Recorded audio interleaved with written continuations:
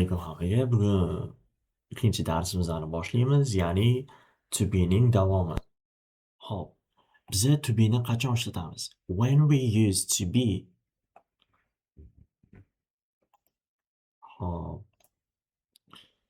there are 10 important situations that we can use to be.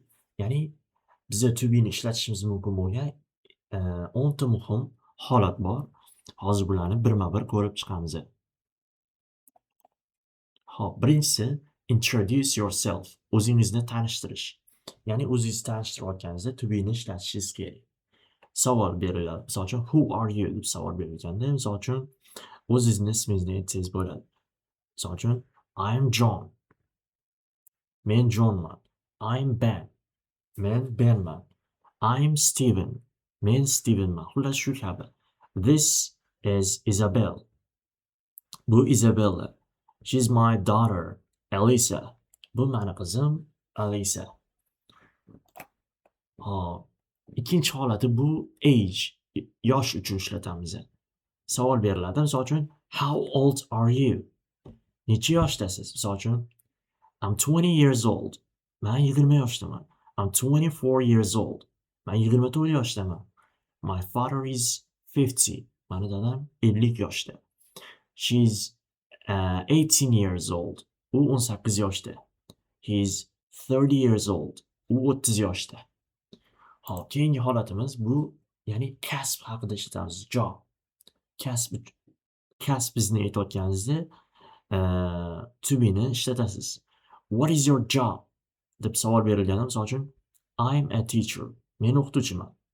She's a doctor. U shifokor. He's a driver. U haydovchi. My father is a worker. Meni dadam ishchi. My mother is a nurse. Mening onam hamshira. Hop, to'rtinchi holatimiz bu nationality. Ya'ni millat uchun ishlatamiz. Misol uchun where are you from deb savol berilganda, misol uchun I am from Uzbekistan deyish mumkin. Alex is from Ireland. Ya'ni Alex Irlandiyadan. Sonia is from Spain. Ya'ni Sonia Ispaniyadan. He's from England. U Angliyadan. She's from France. U Fransiyadan. Ular shu kabi o'zingizni qaysi davlatdan ekanligingizni aytish uchun ham to be'ni ishlatsangiz bo'ladi. Hop, keyingisi bu feelings, ya'ni his-tuyg'u haqida. Misol uchun buni o'zingizni qanday his qilyapsiz? Misol uchun happymi? Ya'ni o'zingizni qanaqa his qilayotganingizni aytsangiz ham bo'ladi. Misol uchun mana bu misollar berilgan. I'm happy. Men xursandman. I'm scared. Men qo'rqib ketdim. She's very tired. U juda charchagan. He's sad. U xafa. I'm excited. Men juda baxtliman degani. Hop, bu yerda ham emotionlar bor, ya'ni his-tuyg'ular. Ko'rib olsanglar bo'ladi. Happy, sad, tired, angry, worried, loved, excited, calm, scared, embarrassed, confused, and shy. Shy degani uyatchan degani. Hop, keyingisini ko'radigan bo'lsak, ya'ni color uchun ishlatamiz. Rang uchun ishlatamiz. What color is it? Bu qanaqa rang? deb so'rayotganingizda ishlatsangiz bo'ladi. Misol uchun our dog is black. Bizni itimiz qora rangda. His eyes are blue. Ya'ni uning ko'zlari moviy rangda. The car is red. Ya'ni mashina qizil rangda. My bag is green. Meni sumkam yashil rang. Her dress is white. Uning ko'ylagi oq rangda. Hop, keyingi ishlatadiganimiz bu prices uchun ishlatamiz. Ya'ni narxlar uchun ishlatamiz. How much is it deb so'raganda, misol uchun buni narxi nechi pul deganda, misol uchun it is 7 pounds. Ya'ni bu 7 pounds deganida. This shirt is $20. Ya'ni bu futbolka $20 turadi. It is $5. Bu $5. The bag is 10 pounds. Ya'ni sumka £5. The shoes are $30. Ya'ni oyoq kiyim $30. Keyingi holatimiz bizada weather uchun ishlatamiz, ya'ni ob-havo uchun ishlatamiz. What's the weather like? Ya'ni ob-havo qanday?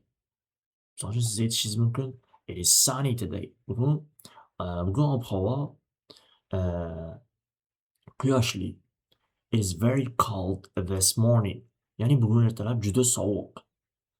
It is rainy today. Bugun havo yomg'irli. It is hot in summer. Ya'ni yozda ob-havo juda issiq. It is windy now. Hozir havo shamolli.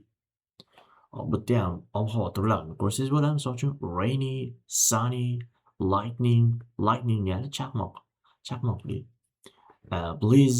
Blizzard, rainbow, sleet, cloudy, snowy, thunderstorm, windy, partly cloudy, ya'ni qisman bulutli degani, partly cloudy, hailing. Ular shu kabilari bor. 9-holatimiz bizada the time, ya'ni vaqt uchun ishlatamiz. What time is it? Ya'ni soat hozir necha bo'ldi? It is 4:10. Ya'ni 4dan 10 minut o'tdi. It is 5 o'clock. Ya'ni hozir soat ровно 5 bo'ldi. It is 6:30. Ya'ni soat 6:30 bo'ldi degani bu. It is 8:45. Ya'ni bu yerda 15 da kam 9 bo'ldi degani. Quarter degani 15 degani. It is 7 o'clock. Ya'ni hozir soat ровно 7 bo'ldi degani. It is 7 o'clock. Va oxirgi holatimiz biza description in general, ya'ni umumiy tasvirlashda ishlatamiz. Misol uchun what is he, she, it like? Ya'ni uni ko'rinishi qanaqa? Ya'ni bu kimni tasvirlayotgan bo'lsangiz. He's very short and thin. U juda past bo'yli va ozg'in. The cars are old and cheap. Mashinalar juda eski va arzon. She's tall and beautiful. U baland bo'yli va chiroyli. The house is big. Ya'ni uy katta. Hop. Keyingisi the phone is new. Ya'ni telefon yangi. Ya'ni bu yerda ularni tasvirlaymiz. Ya'ni tasvirlayotganimiz uchun ham biz bu yerda to be ni ishlatamiz. Darsimiz o'z nihoyasiga yetdi. E'tiboringiz uchun rahmat. Kanalga obuna bo'lib, like tugmachasini bosib qo'yishni unutmang va bundan keyin bundan ham yaxshiroq videolar chiqarishga harakat qilaman. Xo'p, e'tiboringiz uchun rahmat va sog' bo'ling.